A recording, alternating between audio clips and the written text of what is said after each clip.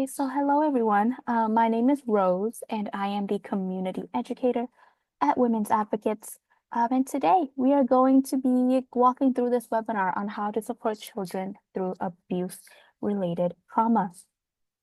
A lot of stuff to take in. So again, if you have questions, leave it in the chat. I will happily answer them for you. And we can kind of bounce off one another as we go. But welcome. Thank you for being here. And as I begin, I do want to talk a little bit more about Women's Advocates as an organization. We are a nonprofit organization located in St. Paul, Minnesota, and we just offer all sorts of prevention programs, like doing webinars like what we are doing right now, emergency shelters and advocacy services for victim survivors who stay in our shelter. And we do a lot of outreach work too, where we want to reach those out in the community who may need help regarding domestic violence and abuse. And we try our best to give out resources to anybody who may need it. If you know anybody who could use our services, feel free to refer them to us. We will do our best to provide them with what we can. But yeah, we began in the early 1970s as a legal advice helpline for women who were seeking divorce. So a lot of women who were calling this legal helpline wanted help with either their marriages or their relationships, and it became very apparent that a lot of these women were going through abuse and domestic violence, and they didn't know where to go. They didn't know where to turn to.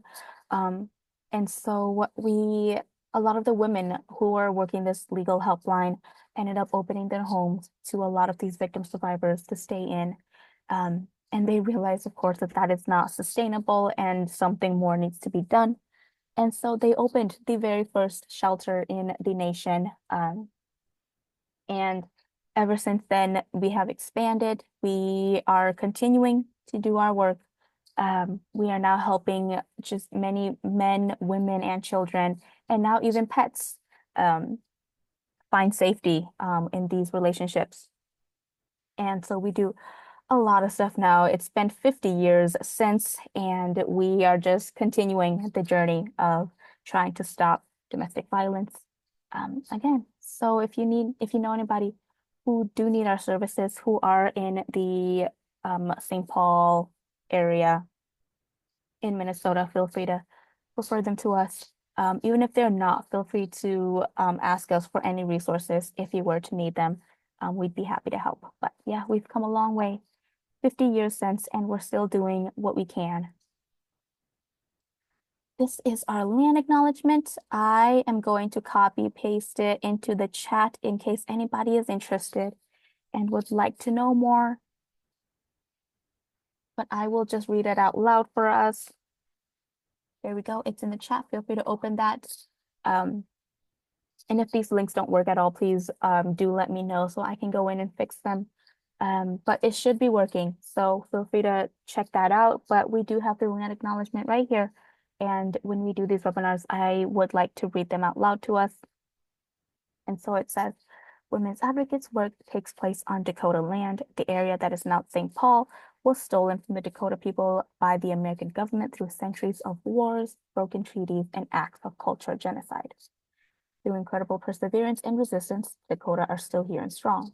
Native women and girls face the highest risks of domestic violence, sexual assault, and intimate partner homicide. We express our gratitude for the Indigenous-led organizations who are working each day towards a world without domestic and sexual violence. And as an organization, we commit ourselves to supporting tribal sovereignty with the same fervor that we support the self-sovereignty of victim survivors. So again, if you would like to be navigated to our website and see more about our land acknowledgement, feel free to click on the link in the chat. But here we go. Let's begin. In the next hour to 90 minutes or so, we have two parts to this webinar. Part one, we will talk about the dynamics and impacts of child abuse. And then we will jump into part two, so navigating conversations and building toolkits to help children.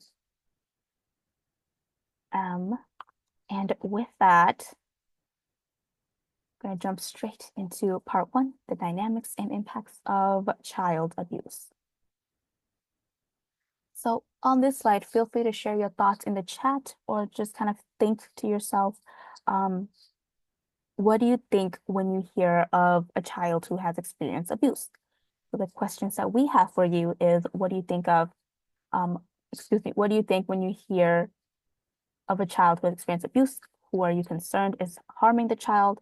What kind of actions do you envision the child experiencing? And where have you learned about what child abuse is? Again, take a moment to think about that to yourself. If you'd like to add it into the chat, I would be happy to read it. It's good for me to know as the facilitator today giving this webinar, but if you'd like to kind of just think about it, where have you heard of child abuse? When was the first time you've ever heard of child abuse? What do you think of when you think of child abuse? What kind of harm is being perpetrated on the child? Feel free to think about that for a second. And where exactly have you learned this?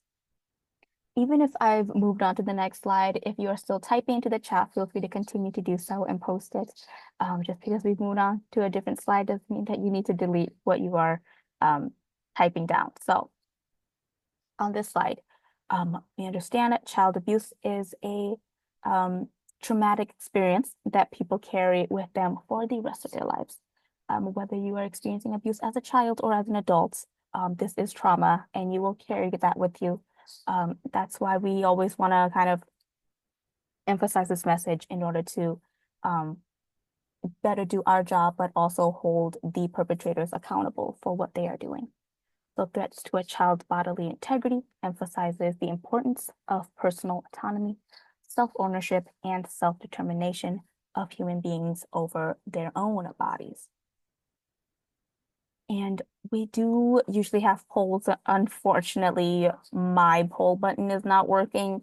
So bear with me on that. Would be a lot of me talking and explaining things throughout this. But yeah. So child abuse can happen in all types of families. And in most cases, the abuser is related to the victim. And neglect is oftentimes the number one thing that we experience when it comes to child abuse. And neglect is when a caregiver does not provide care for a young person's safety and health. Necessities like food, proper clothing, a place to live, or medical care is not given to the child. And then, of course, we have all sorts of different forms of abuse, including physical abuse, emotional, verbal, sexual, digital abuse, reproductive abuse, financial abuse, spiritual and cultural abuse, and of course, mental abuse. So just because one is higher than the other doesn't mean that that one is necessarily quote unquote better than the other. So if you are being neglected as a child, that doesn't mean like, well, at least you're not being physically harmed, right? It's just as bad, and we don't want to categorize them as good and bad or like okay abuse. They are all very much on the abusive domestic violence spectrum, and we want to be able to pay attention to all of them and be able to offer help and resources wherever we can.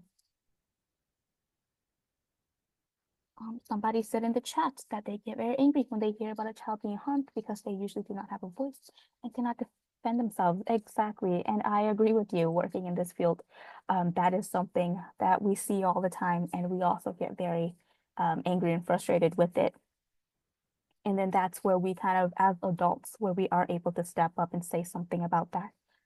We want to step in and we want to be able to do something about it because children are innocent. They don't know what's well, they don't deserve what the abuse that they're going through, and a lot of times they don't necessarily understand what's going on. And if they do understand, then that means that they have gone through so much abuse and violence already to the point where they are kind of used to it, and we don't want that to happen, right? And so I absolutely understand and see where you're coming from, especially working in this field. It can be really, really hard.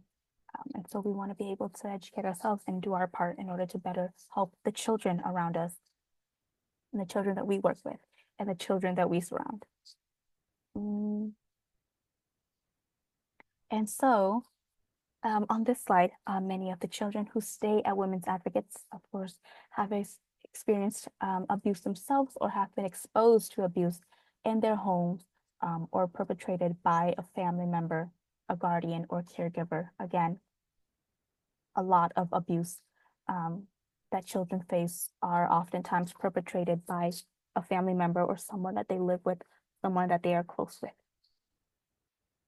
And it is not uncommon for us to hear by social service providers or others in the community that think abusive partners are usually only abusive to adult partners and not to children. So if a child is being abused or if they are being exposed to abuse, it's equally as bad.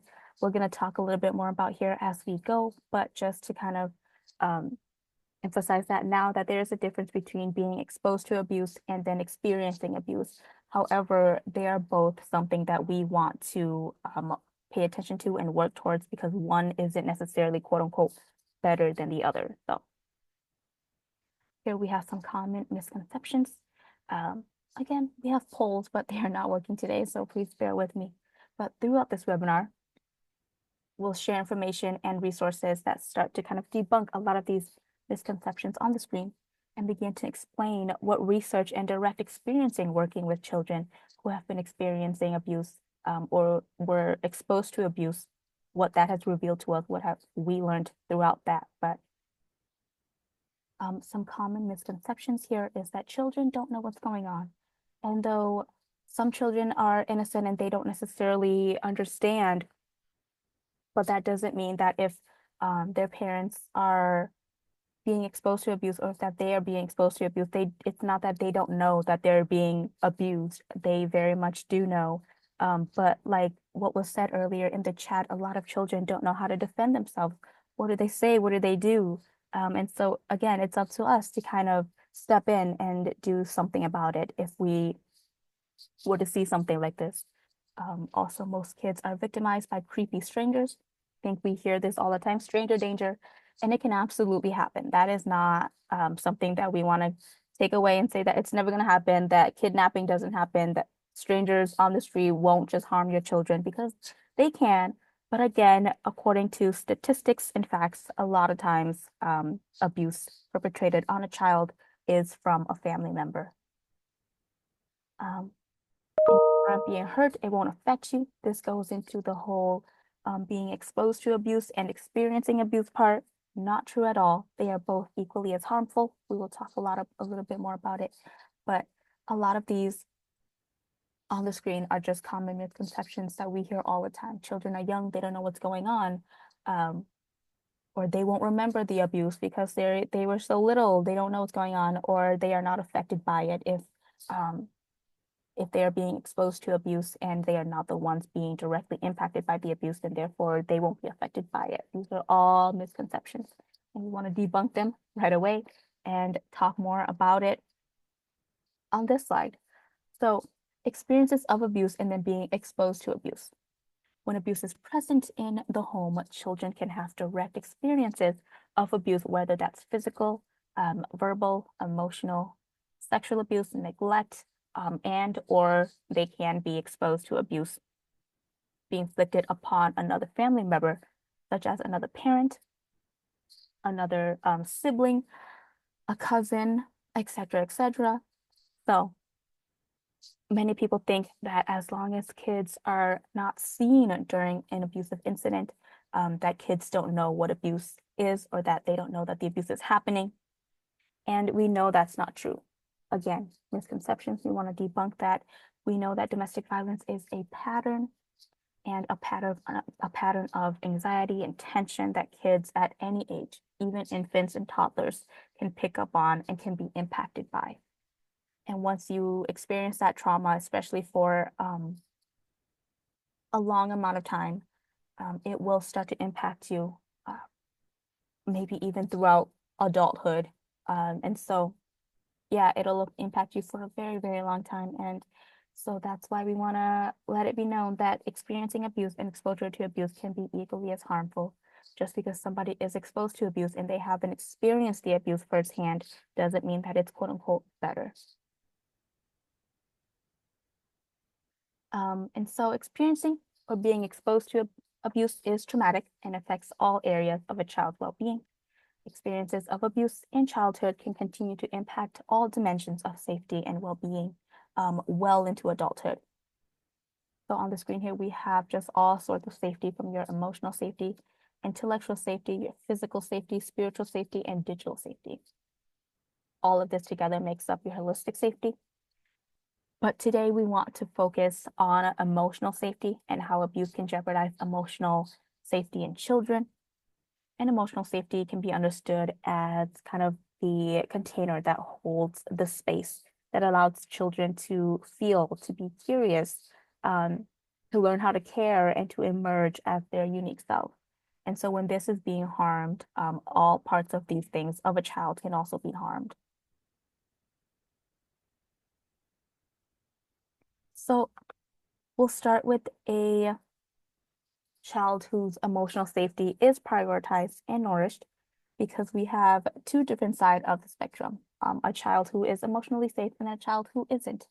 And we're going to start with a child who is emotionally safe, looking at these different aspects of emotional safety. Do any of them kind of stand out to you? And have you observed these qualities in children that you have worked with, maybe your own children, children that you have interacted with, nieces, nephews, and what are ways that you could begin to kind of assess these specific components of emotional safety? So an emotionally safe child moves freely through the world without hesitation, references their emotions and feels connected to actions, experiences, and shares a range of emotions freely, connects with new adults, and forms healthy relationships, can experience strong emotions and keep their body safe, is vulnerable, admits to mistakes, are able to ask for help, share thoughts, feelings, questions openly, could be silly, goofy, creative, and able to share this with adults, and is comfortable referencing adults, asking questions, having pleasant interactions, sharing joy, and getting their needs met. Sometimes we have children who are, of course, shy, and that doesn't necessarily mean that they're being abused, but sometimes it just takes a little bit more to get them out of their shell or to share or be vulnerable. Um, but that is, of course, very different from experiencing abuse or being exposed to abuse. But for the most part, an emotionally safe child should be able to experience all of these or most of these without a problem. And so, again, think about it. Do you see this in the children that you work with, interact with, or in your own children? Um, and what qualities of these do they possess? And on the screen, we have a little share. So if you'd like to share in the chat, feel free to do so. But what have you observed in children that made you suspicious that they may be experiencing abuse at home, if you ever came across a situation like that? So knowing what the baseline is for an emotionally safe child, what sign could indicate that you could indicate to you that a child isn't experiencing emotional safety. So they are experiencing some form of abuse that you might find suspicious. And what have you seen in your work that made you worried or concerned about a child's emotional safety and well-being, if that's ever happened? What have you observed that caused you to think that the child is experiencing abuse at home or that something isn't right in the child's life overall? What is it? The child is always apologizing for every action. Yep. If this goes on for way too long, it could become something to be suspicious of for sure. Thank you for sharing in the chat, by the way. If you'd like to share in the chat, feel free to do so. But if you just kind of like to think about it to yourself, feel free to do that too. But just what have you seen? What have you experienced that made you kind of suspicious that something may be going on at home or that this child might be unsafe in any way, shape, or form? Child's behavior changes when certain adults enter the room. Exactly, that is absolutely true. Child being afraid of one parent, absolutely something again to look out for. And I think that right there is a very big red flag, where you are able and you should be able to step in, even if you are not the parent of this child, even if you are not a relative, if you are a worker, even if you're a stranger, you see something like this, I think it's perfectly fine to step in um, and do something or say something because that is not normal if a child is afraid of one parent.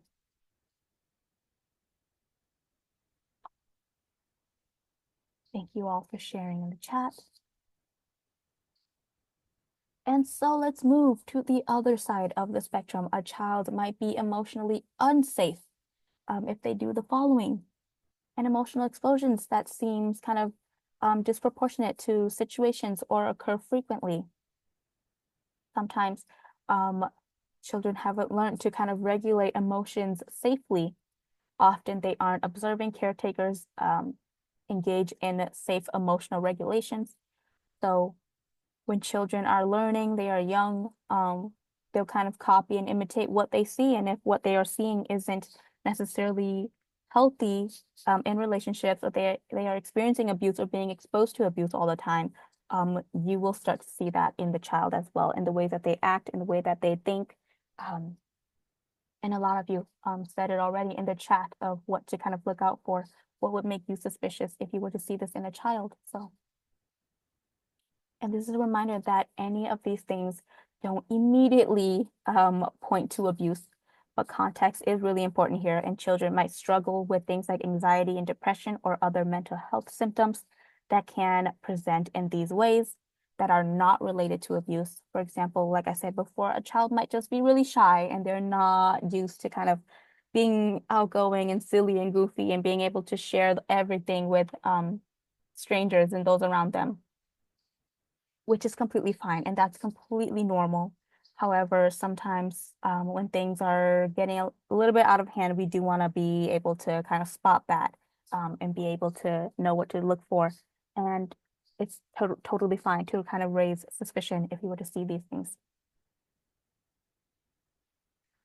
Child may be afraid to do something wrong. Yep.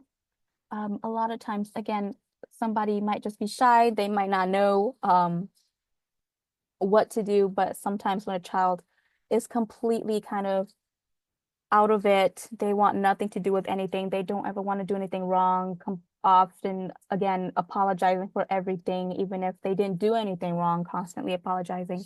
Um, that is something to kind of think about and think like, what is going on? Is something going on at home? Is this child okay? Again, perfectly fine to kind of raise suspicion there, but on the screen, we have a child might be emotionally unsafe if they hide or stuff down their emotions. Seem concerned that adults cannot help them, feeling like they just cannot turn to adults if they were to need help with anything at all. Struggle to accept help or affection, caretake adults and their emotional reactions. Being afraid to be vulnerable with others, haven't learned to regulate emotions safely, and may share little bits with others, then pause to kind of gauge their reaction.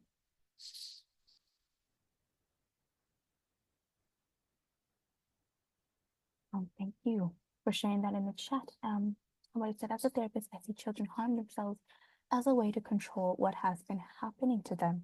Yeah, especially as they get older, reaching kind of the teenage phase, self-harm is something that happens a lot, and we see that a lot. So thank you for bringing that up because that is actually very important to point out. And on this slide, we have some general red flags of child abuse.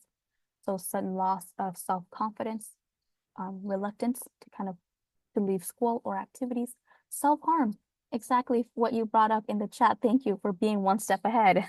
Self-harm or suicidal attempt, frequent absences from school and withdrawal from friends and activities, changes in behavior and school performance.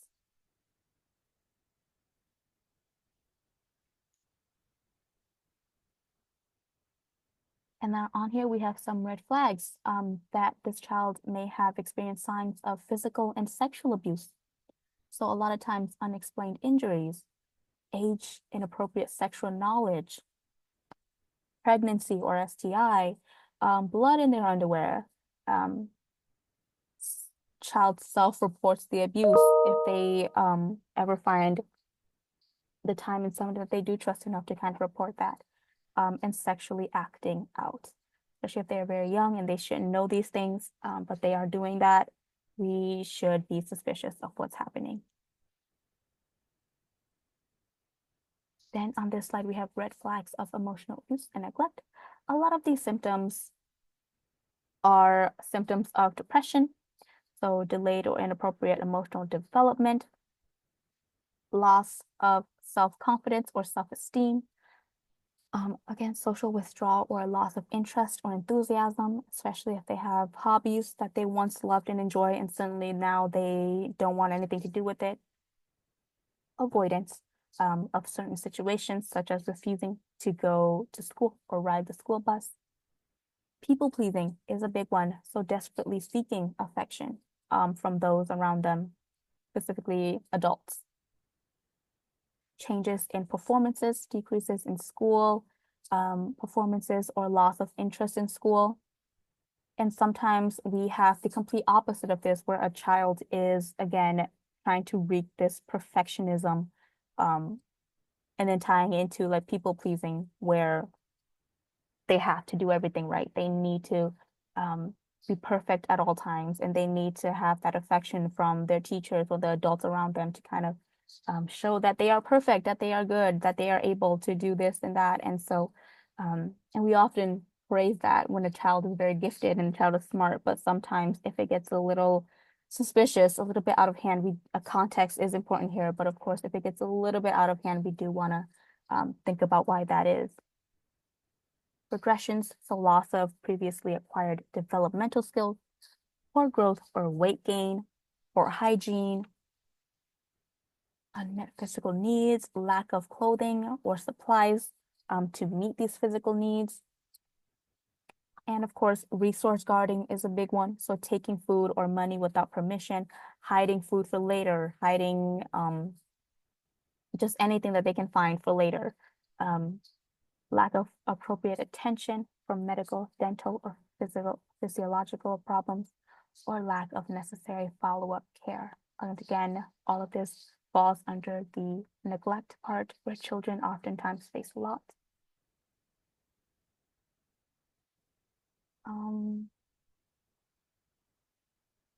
That is a really good question. Yeah. And I feel like in today's age, children have access to things like YouTube and social media. And so how do we know? A lot of times, I guess, what we would do though is, of course, it's okay again to raise suspicion, but when children are being exposed to all of that through social media, we would have to then um, talk to the parents about that, because then it is the parents' responsibility to kind of monitor and know what their children are watching and what they are viewing through social media. Even if the parent is not abusive, right, towards their child, they are not being neglectful, but sometimes with social media and everything that is around this child, it's can do a lot more harm than good. So we would then, of course, want to turn it over to the parent and say, hey, your child knows this, your child knows that. We want to be able to, sorry, something just came up, so I have to delete it. But we want to be able to talk openly with the parent and say, this is what your child is viewing. This is what your child knows. This is what your child has done, what your child has said, what is going on. Maybe we need to look at the things that they are viewing on social media, because that is a very good point.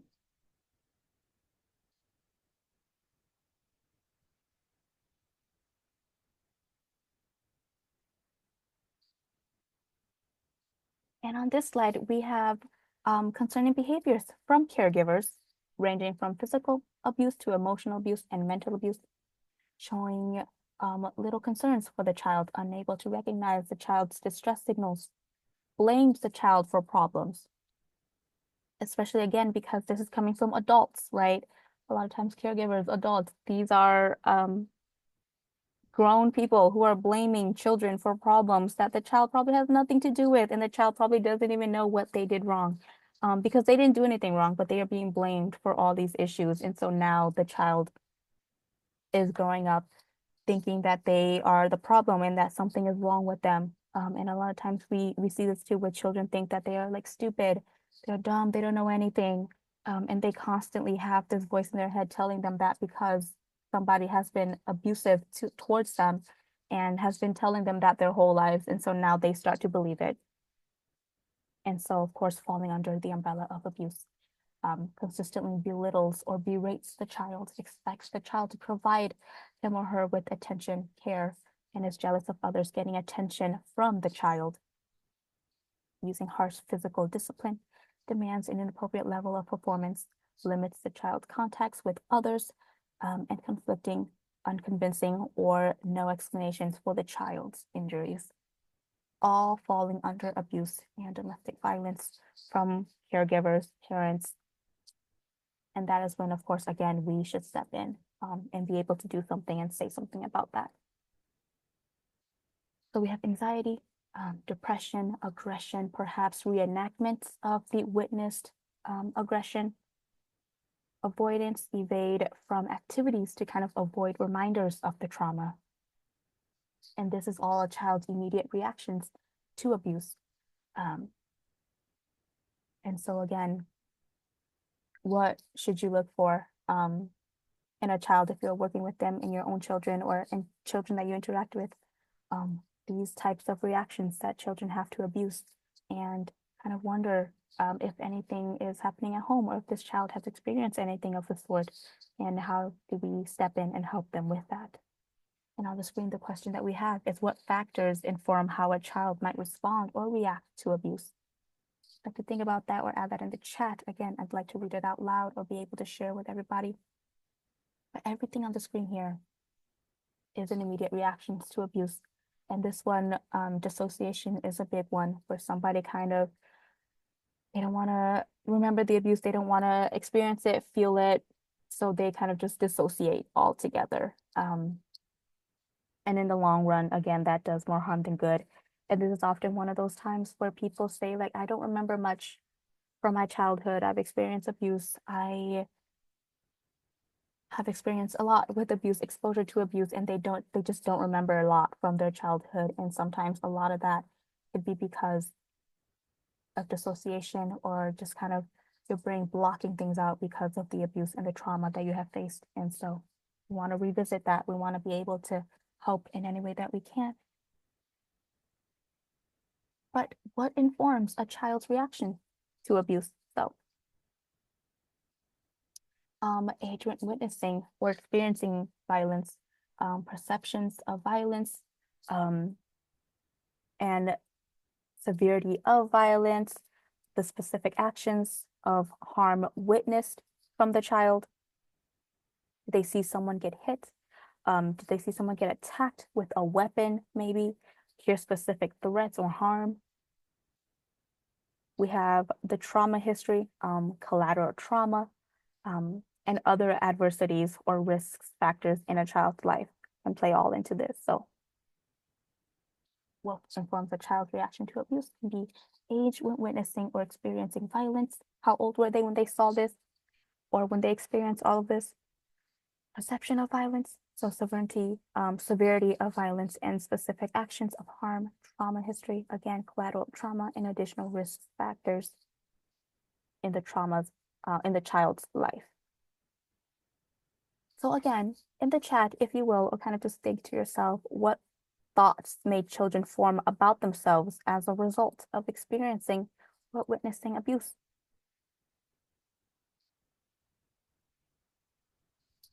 Mm.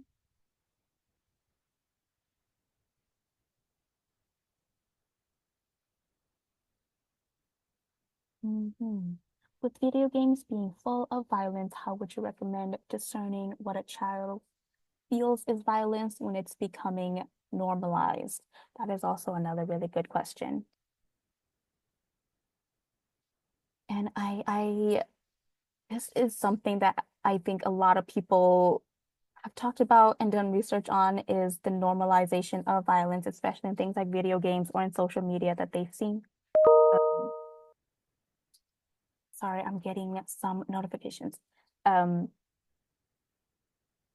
when things like that kind of become normalized, I think, again, we would have to, as the adults, right, we would have to then do our part and see what we can do. to unnormalize that because we don't want to normalize abuse or violence.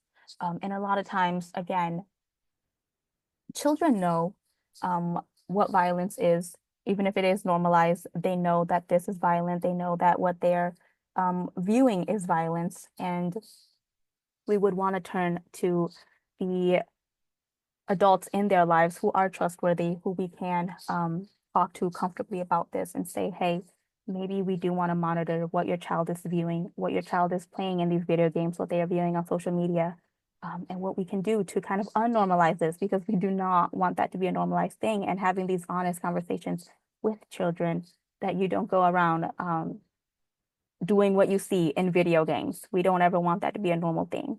Um, People are saying helplessness, worthlessness, yep, that they are not deserving of love. They may blame themselves for the abuse taking places.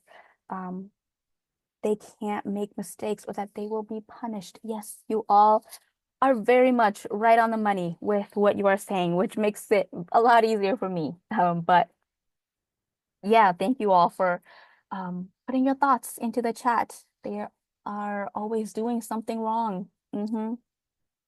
Yeah, all of these absolutely play into what a child thoughts that a child may form about themselves as a result of experiencing and witnessing abuse. And we know how harmful they can be, right? I mean, typing them out right now, reading them all out loud.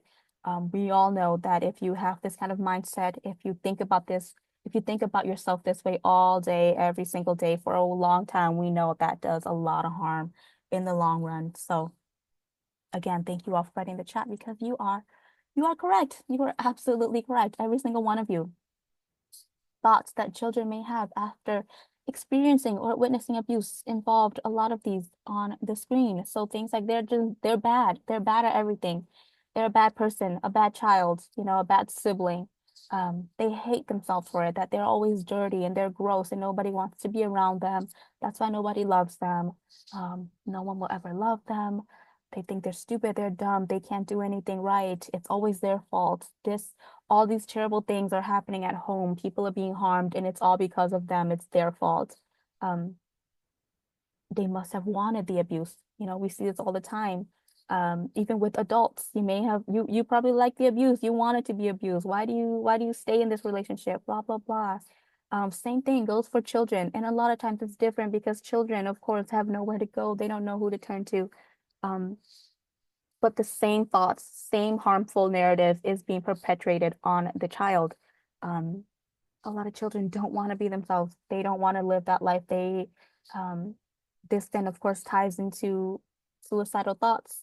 Um, and of course, constantly thinking that they have done something wrong, and that something is wrong with them. And again, tying into how all the abuse that they are experiencing or being exposed to is their fault because something is wrong with them. Um, Again, all of you are correct in the chat and so much more here on the screen, but it's of course we as advocates or as the adults here, we do not want this to be true because we know it's not true and we don't want to kind of create this false narrative and push this false narrative onto the child because again, we know it's not true. So what happens to a child? What happens to children at a young age informs their inner responses to these questions. We have some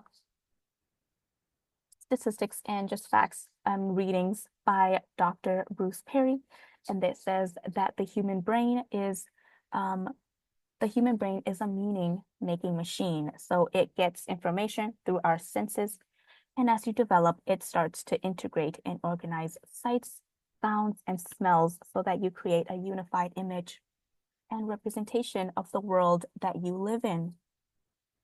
So early in life, the experiences that you have are most influential in shaping the world that you view, those around you.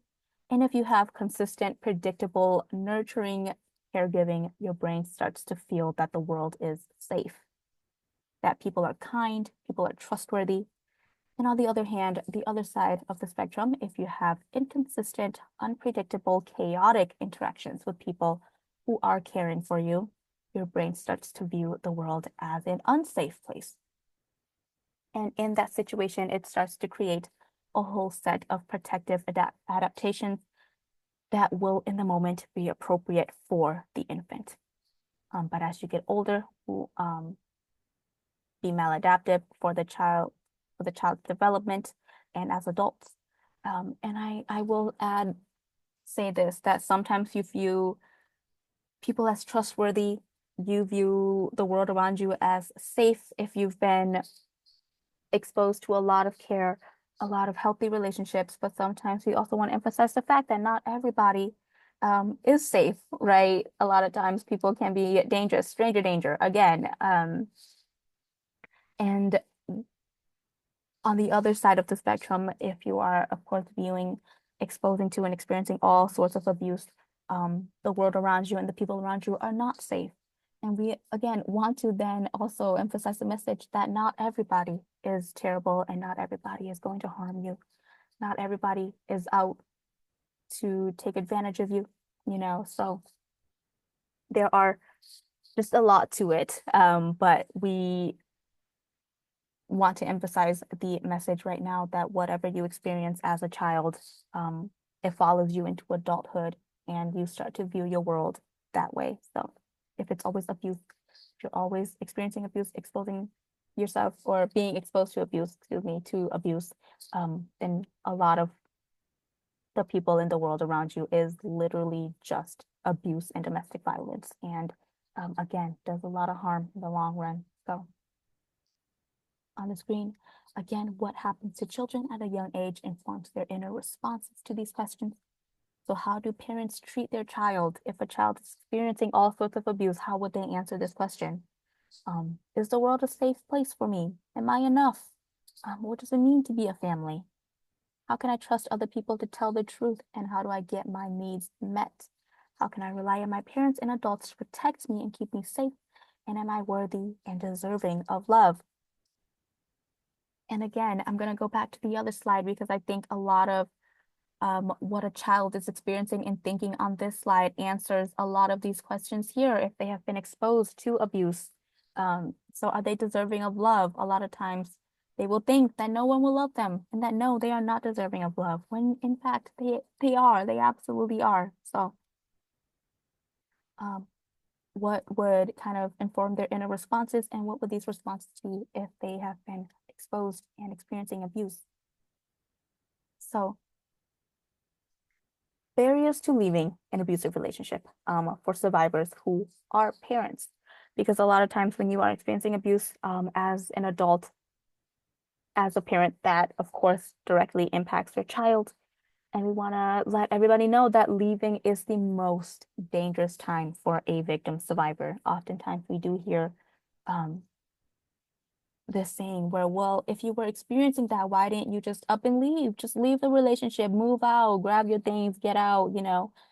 And it's a lot easier said than done because leaving an abusive relationship is the most dangerous time for a victim survivor because risks of lethality increases for a period of 3 months after a victim leaves their abusers. And a lot of times this stays heightened for about 9 months and finally kind of goes down after a year, but that doesn't necessarily mean that this person is safe from the abuse. So when the risk of you dying increases if you were to leave an abusive relationship, you can imagine how tough that would be on a victim survivor and why they would have no choice but to either come back to the abusive relationship or just to stay overall if it's putting their life in danger and their children's lives in danger. Because we're talking more than just physical violence. And even then, I don't want to downplay that at all. But it's your life that's at stake and your children's life that's at stake.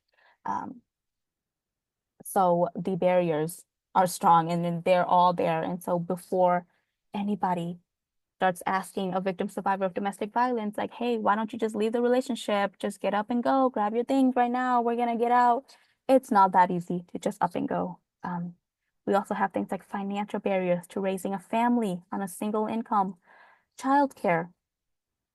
If you were to leave this abusive relationship, how are you going to afford childcare, especially if the abuser is the one that's in charge of the money, whether the abuser doesn't let the victim survivor work and the abuser is the one that's working and they take care of all the money. They don't even share the money. They don't give you any money. Or the victim survivor is forced to work and they are the only one that's working in the relationship. And all the money that the victim survivor is making from working goes to the abuser. The abuser, the perpetrator, they are the one that's in charge of the money. They take all the money, and the victim survivor has no say in it. Um, so when you're in a situation like this financially, right, if you were to get out of a relationship, how are you going to find stable income? How are you going to find a stable home, childcare, housing? You know, if you have children, you gotta afford diapers, formulas, clothes, right? You can't just neglect your children. So how are you gonna afford all that if you are going through financial barriers of a relationship? Um, we have societal stigmas against being single parents, people who are not on your side. A lot of times, um, when victim survivors just don't have that support, nobody on their side to really support them and help them, it can be really hard. Sometimes you need that one person to be on your side and to help you and to be kind to you, and that's all you need. And a lot of times victim survivors don't have that. And so if they don't have that support, um, they don't know where to go. And so it's again another barrier that kind of drives a wedge in between trying to leave an abusive relationship. Um, and abuse can continue even after a survivor and their children have left the household, or the abusive relationship. And we call this post-separation abuse. So different relationship, different abuse. Maybe the abusive person just will not leave the victim survivor alone, constantly threatening, making calls, you name it. And I also want to throw this in there that if the victim survivor and the perpetrator have children together, and if one day the victim survivor were to just up and leave and take the children with them, and leave the relationship and going into a shelter or staying somewhere different, um, a lot of times the perpetrator can then report the victim survivor, for quote unquote kidnapping the children, um, and taking them away, especially if they share custody. And they have the right to kind of see their children and again share custody and parent together. But if one person is very abusive and the victim survivor were to take the children and try to get away from that, and then they are being reported that they have kidnapped these children, um, it gets really messy and it causes all sorts of problems. And then now we have to, go into we have to bring the law into it and go to court and fight for custody. And it's just never, of course, it's never a fun time. And it's just a lot to deal with. Um, and it's not fair to the victim survivor or the children. But that a lot of times is how the world kind of works, how the justice system kind of works. And we have to follow suit as advocates, as shelters, as workers who work in this field. We have to follow suit and do what we can to help and provide protection to the victim survivors and these children. But it can be a lot for the victim survivor and the children who are going through the abuse. And I don't think there's no answer right now that I can give anybody. Like, this is what we do if you're going through this, or if you are, somebody who's going through this. There's no answer that we have off the top of our heads. And the best we can do is to support in any way that we can. But it becomes a lot for the victim survivors. And so, again, barriers to leaving a relationship is if you leave, you'll probably have to face just so much more problems. And so a lot of times victim survivors end up going back to the abusive relationship, or they just choose to stay overall because they don't want to be the one to deal with all of that. So um yep, victim survivors to immediately report incidents of leaving to the police if this were to ever happen. Um, and they can absolutely do that. As we do work with victim survivors, we do want to kind of encourage that, like, hey, if you want to report this person for abuse, and just letting people know that you are trying to escape an abusive relationship with children, Um, you have every right to report it. Um, but majority of abuse go unreported. It takes a lot for a victim survivor to kind of report the abuse for many, many reasons. But majority of abuse does go unreported, even if they try to leave, even if they are staying in shelter. A lot of people choose not to report the abuse. It is a scary thing for sure, and we have different webinars that we offer here at Women's Advocates where we talk about that a little bit. Why, if you were to leave this abusive person or you are in a relationship with an abusive person, why do you still care for them? Why do you still love them? And if you were to report them, why is it so hard to report them? And a lot of times people might not understand, but this could be, the mother or the father of your child. You were in a relationship with them long term. You have a lot of love for them. You have a lot of care for them, even if they are abusive. Sometimes you choose not to. Sometimes you probably don't feel all of that, but it's very scary to report them because you report them to the police. They don't get arrested. Nothing really happens. This happens all the time. And this abuser, the perpetrator, knows that you reported them to the police. And now that might escalate things with the abuse. And then it turns into another big scary problem. And so again, a lot of times people feel like it's quote unquote easier to just not do that, to not get anybody else involved and to just leave or to just stay in the relationship and kind of just tolerate and put up with whatever the abuser is putting them through. Um, and so a lot of times there's really no win here for the victim survivor, and it makes it very, very hard on them. So there's a lot to kind of think about and go through as if it's not a lot already. So I would agree with what you said in the chat is sometimes you would like to report that beforehand. And we do encourage that. We want to support whatever it is the victim survivor wants to do, but then it turns into another big scary thing. So it might be really, really hard for them to do that. But that brings up a good point though. Thank you for sharing that in the chat. But on this slide, we have the power of the home environment and how to kind of break the cycle. So violence is learned, taught, and it's a behavior that is taught within the home as children are experiencing and being exposed to this. Family and home is a central socializing institution, so primary sources of childhood learning, and children model or internalize what they see and feel at home.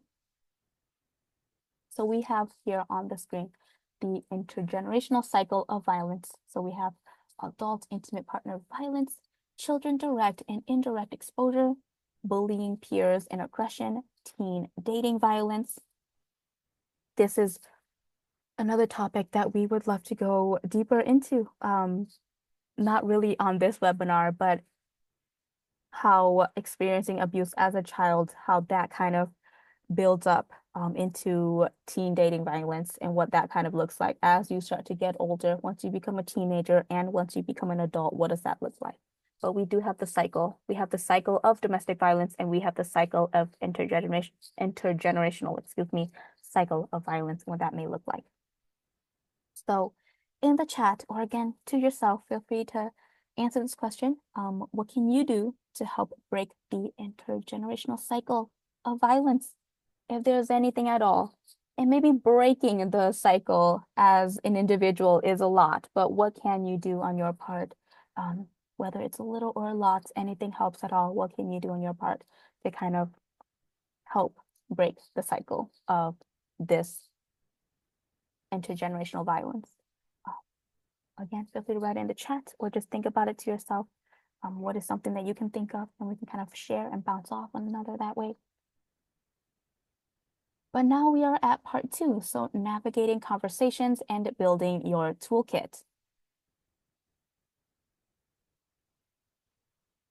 So when do kids tell? Begin by addressing the context that these conversations might happen in.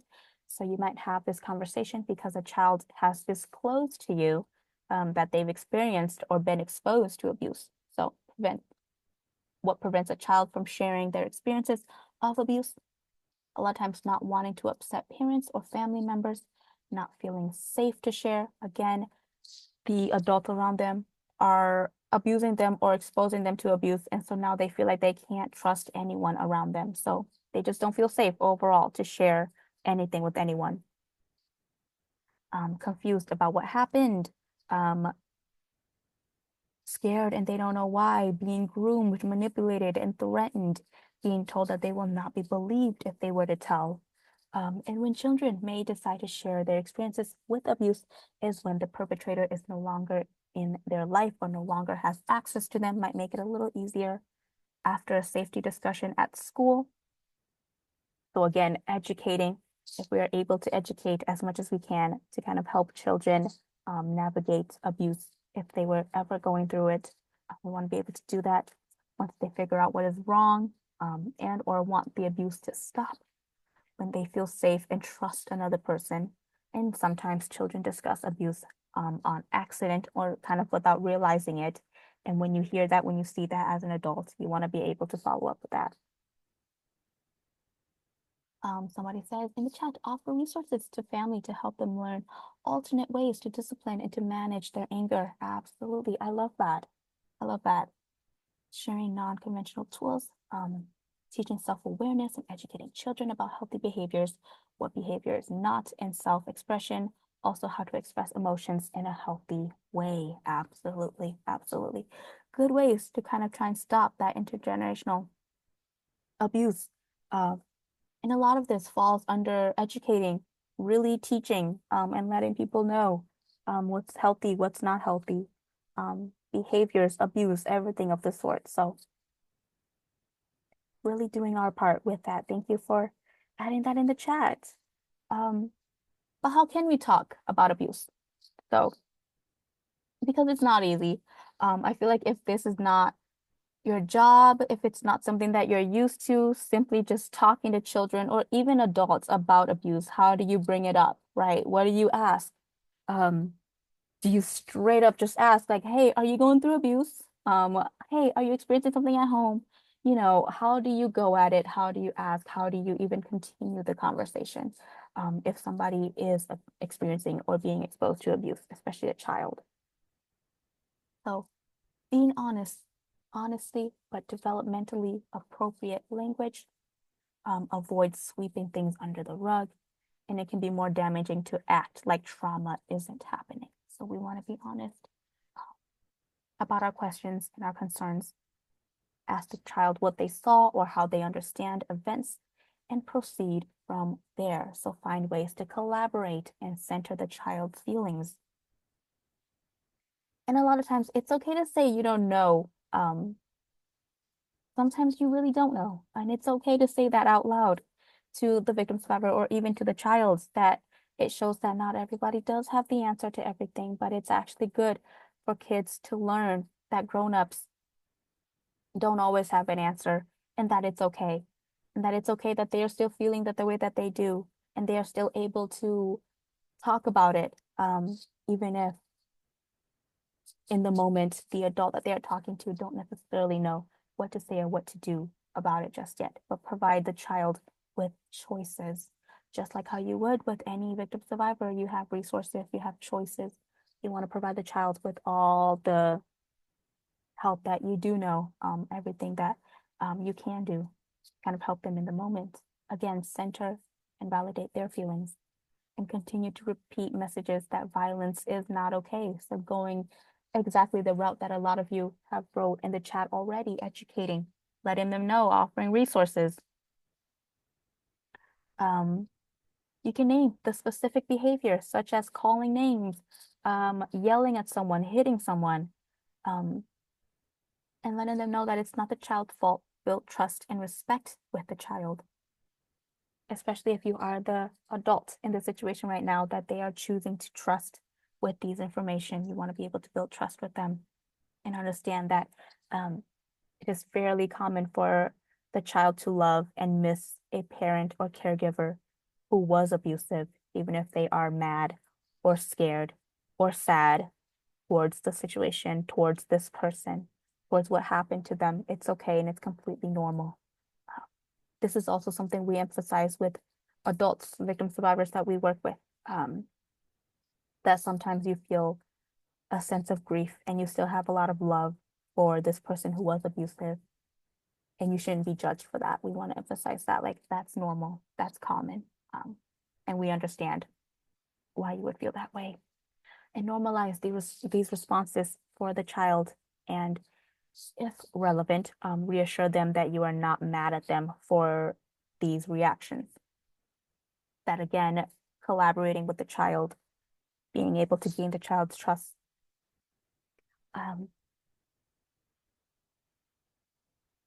So children can also pick up on underlying messages and carry it with them. And so again, tying it all to being honest, being open and honest with the child, to better help them kind of navigate their feelings, regulate their emotions, and understand what's been going on, what they were exposed to, what they were experiencing, and being able to really center and validate them. So what to say out loud? Consider saying things like this on the screen. So you can come up with what you think is great. Feel free to leave that into chat so others can kind of read out loud and see what you would say. But if you don't know what to say at all, consider saying these things on the screen. So things like, there was nothing you could have done. Kind of stop that. And it's not your fault. That is not your fault at all. Violence is never okay. You are loved and cared for. Again, it's not your fault. Your safety is important. It's okay to feel blank. How is this child feeling? It's okay to feel scared. It's okay to feel tired. It's okay to feel angry. And that they are not alone, that they have somebody there with them, for them, willing to care for them. Again, really just centering them and validating them. If there's anything else you can think of right now that you want to add in the chat, feel free to do that. I'd love to read what a lot of you would consider saying if you were faced with this situation. So we have 6 core strengths for children, again, by Dr. Bruce Perry, who we talked a little bit about earlier. The 6 core strengths for children, with the first one being attachment. So being able to form and maintain healthy emotional bonds and relationships. Next is self-regulation, so containing impulses, ability to notice and control primary urges and feelings. Affiliation, and being able to join and contribute to a group. And then we have attunement, being aware of others, recognizing their interests, needs, strengths, and values. Tolerance is understanding and accepting differences in others. And then we have respect, so finding value in differences, appreciating worth in yourself and those around you. So the question we have now is, how can you promote these strengths in the children that you work with, the children that you interact with, or your own children? What would you do as the adult in this situation? Feel free to leave that in the chat or think about it. And here's another more in-depth description of each core strengths. So what does all of these look like? After this presentation, maybe later today or tomorrow, you will receive all of these slides. So feel free to kind of take a look at it deeper and further and read through all of these if you'd like. But we have tool number 2, so encourage family engagement. This is where we encourage family engagement with a family mindfulness schedule. So start off with waking up, feeling our 5 senses, and doing a full body scan of ourselves, paying attention to our meals, being mindful and check in. Mindful eating is a big one. School mindfulness, square breathing is something that's often taught in school that I think is really useful for children. And finally, bedtime, so progressive muscle relaxation.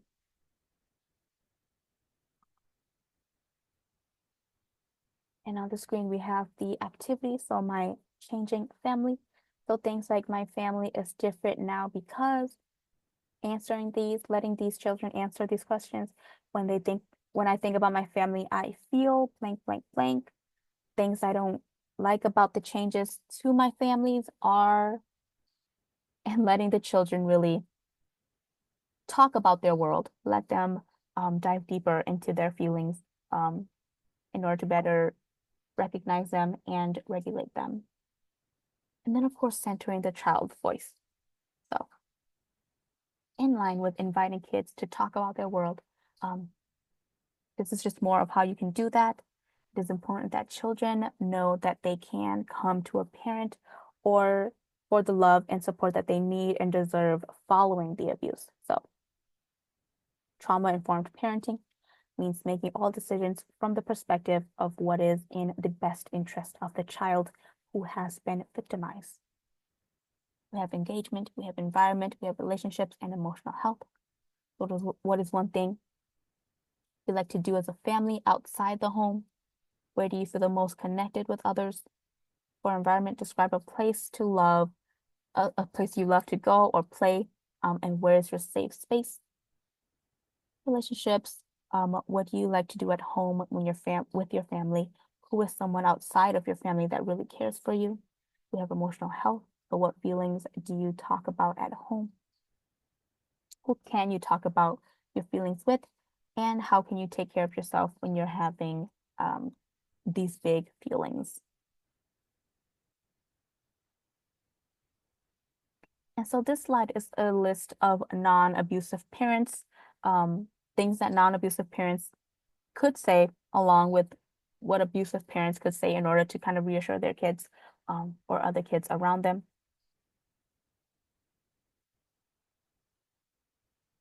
So we have the non-abusive parents, what they could say is violence, of course, is never okay. And again, I think a lot of you shared this in the chat already, but educating and letting them know that violence is not okay, helping them better express themselves and regulate their emotions.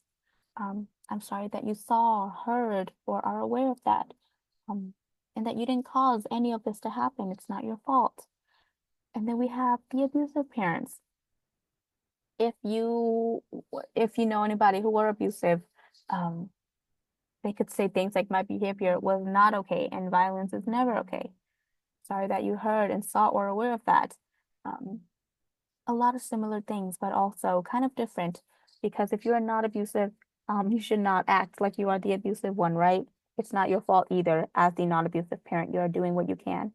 Um, these are just different things that could be said to kind of reassure the children of their safety, but also mean it, right? Being able to mean it and being serious about it.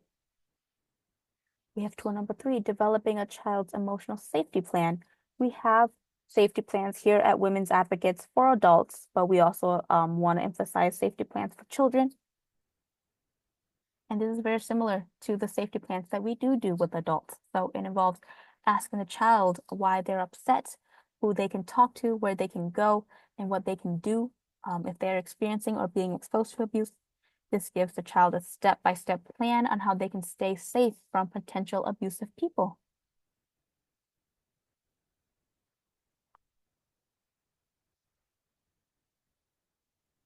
And on this slide, number 4, fostering a positive sense of self. Um, a lot of times we can't guess what a child is thinking or feeling, especially when a child may be assigning blame to themselves, or if they are very much keeping to themselves because of the abuse that they have gone through. They're trying to be private. They don't want to talk about it. And though you can guess that they are feeling bad, right? Good or bad, we're choosing bad. But what exactly are they thinking? What is going on? You can't necessarily just guess that. So resiliency's research shows that children who are most resilient have a consistent and nurturing relationship with an adult,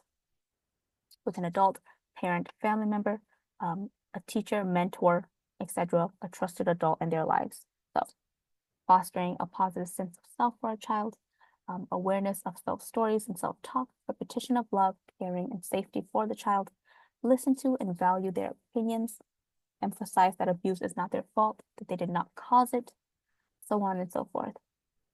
And then we have another thing to kind of consider and think about and leave in the chat if you'd like. Kids hear and internalize the self talk of adults around them. Are you speaking kindly to yourself and about yourself? So this isn't really about the child anymore. It's about you as the adult. if children are kind of seeing and learning from the adult, from you now as an adult, how are you speaking to yourself? Are you speaking kindly about yourself, to yourself? What does that look like? What are you mirroring for the child? And so here is what the self-esteem worksheet for kids look like. This gives kids the chance to kind of journal their feelings and write down certain things they are proud of. So all about them, when they're happy, what their friends like about them, what they are proud of about themselves. We have the self-esteem journal. So something they did well, something that they did was fun. What are they proud of themselves for? Really trying to change that inner narrative that they had before of that we saw a lot earlier and what a lot of you put in the chat of how a child would feel about themselves if they were going through abuse. So helping them change that mindset and rewrite the narrative and turn it into something positive. And last but not least, we have tool number 5, 3 regulation techniques. So we have deep breathing can oftentimes help kids relax or calm down when their emotions are running high or they feel anxious. Adults can also do this, but when you are working with children, this is something great to do with them. It is also a good way to kind of help kids be in tune with their bodies and how they feel. And they can learn to kind of control their bodies and learn how they can react to stress. So belly breathing is taking a deep breath starting from the belly.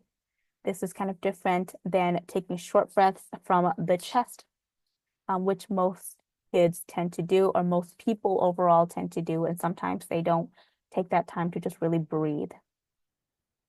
So if you have kids or even adults, you can do this too. Kids should be able to feel and see their belly move up and down when they master the skill of belly breathing. And the chest should remain still while the belly moves up and down. So big breathing, belly breathing, being able to do that. And sometimes I feel like as adults, we also need that reminder, like, hey, stop and breathe. And this is how you do it. This is how you breathe. So if you find this helpful, feel free to do this with children that you know, children that you work with. Even if your child is not going through abuse, it's just a good thing to kind of let them know that you need to stop and just breathe sometimes. And maybe it's a good reminder for yourself as well as you try to remind the children around you to kind of do this.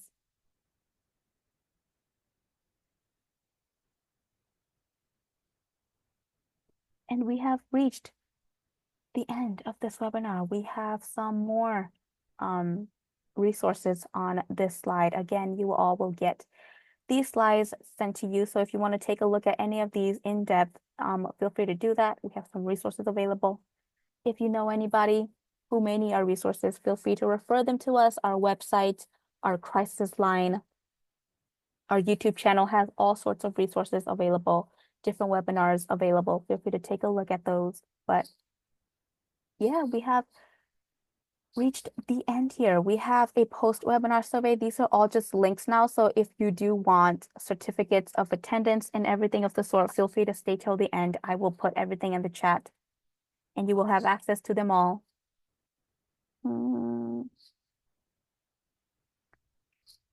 That did not work. Let me try it again. This should turn into a link. If not, it will be sent out to you again. That one is not working. Totally fine. It will be sent out to you. And I'm sure as you exit out of this webinar today, you will also get this kind of popped up to you automatically. So feel free to take the post-webinar survey. It's really helpful for me. It's helpful for us at Women's Advocates to just know your feedback. Thank you for being here and thank you for loving this webinar. But these are just places that you can find us. We do have online survivor support groups. So if you or anybody you know could use our services in a peer-led support group, feel free to let them know about us. We'd be happy to be in touch with them.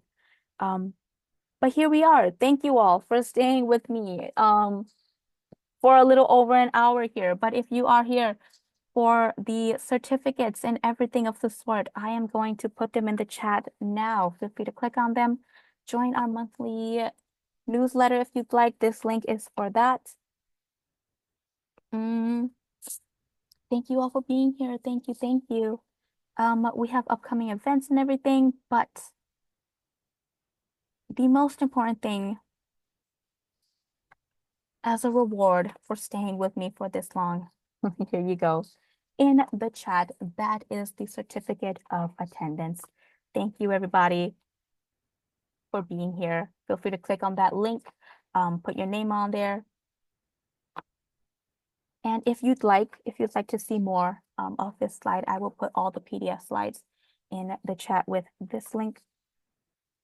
There it is. If you're able to open it, please do open it. Put your name in the certificate.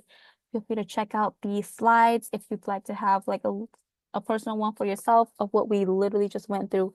Feel free to save that. Reach out to us, stay connected.